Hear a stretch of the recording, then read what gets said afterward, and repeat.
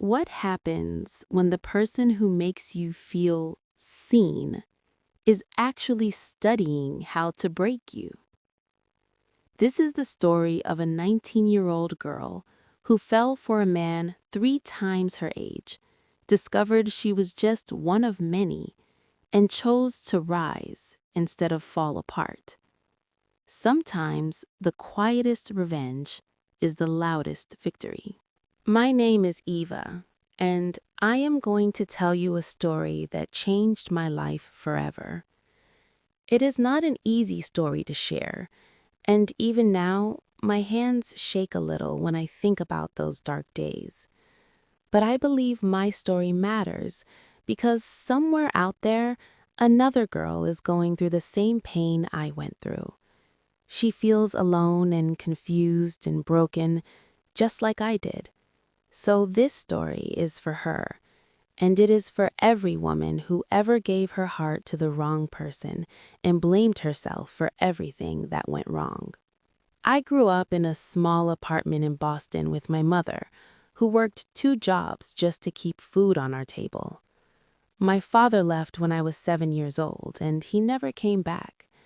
I spent my whole childhood wondering what was so wrong with me that my own father didn't want to stay.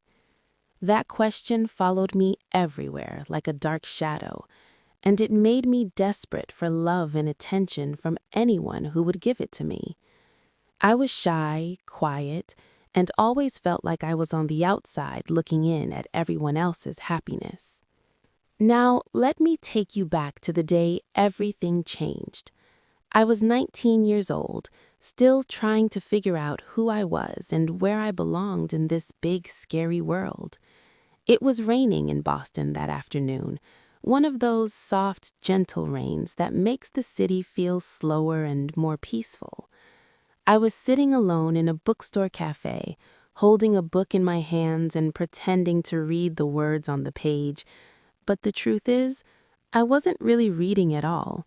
I was feeling completely invisible, like I could disappear from that chair and nobody would even notice I was gone.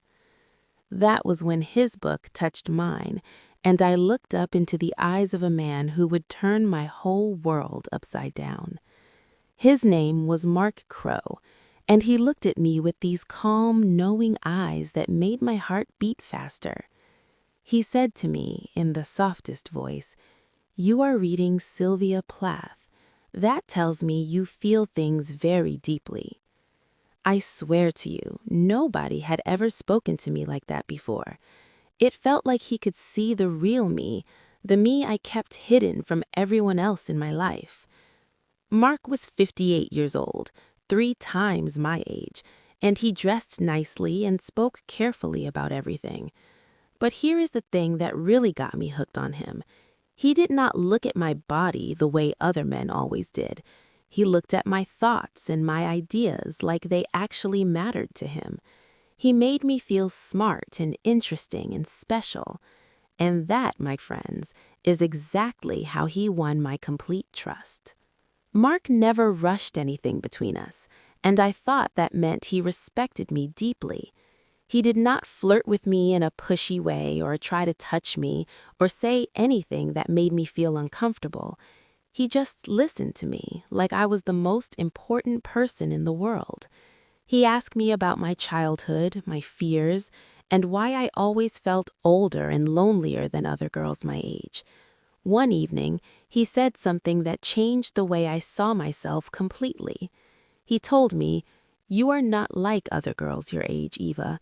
You observe things, you think deeply, you have a beautiful soul that most people will never understand." Those words wrapped around my heart like a warm hug on a cold night. I started choosing my words carefully around him because I wanted so badly to be the amazing person he thought I was. Looking back now, I understand that this was the first trap I walked into without knowing it. Our conversations became everything to me very quickly. I woke up every morning waiting for his sweet good morning messages.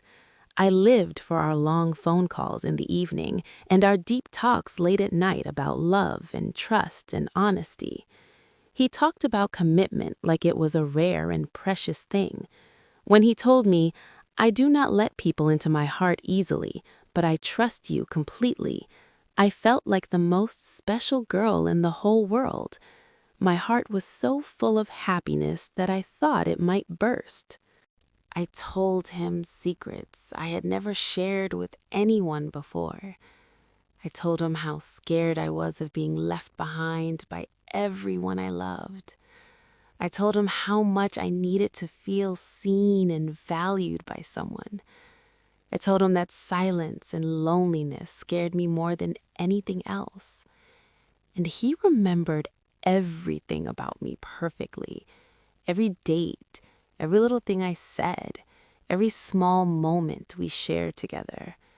I really believed this meant he loved me with his whole heart. But the sad truth is, he was not loving me at all. He was studying me carefully, learning all my weaknesses, figuring out exactly how to control me. The strange thing is, Mark never told me to stop seeing my friends. He was too smart for that. But after talking with him, conversations with my friends started feeling empty and boring. Laughing with people my age felt fake and meaningless. He did not separate me from others physically. He separated me from them emotionally. And I did not even see it happening until it was too late. When I finally trusted him completely, everything started to change in confusing ways. Some days he was warm and loving, and other days he was cold and distant. When I asked him what was wrong, he made me feel silly for asking. He said, "Real love is not about needing constant attention, Eva. Being too attached destroys real connection." And because I was so deep under his control, I believed every word he said. The moment I started really needing him was the exact moment he started pulling away from me. One night, I asked him a simple question that came from my heart. I said, "Where do I stand in your life, Mark?"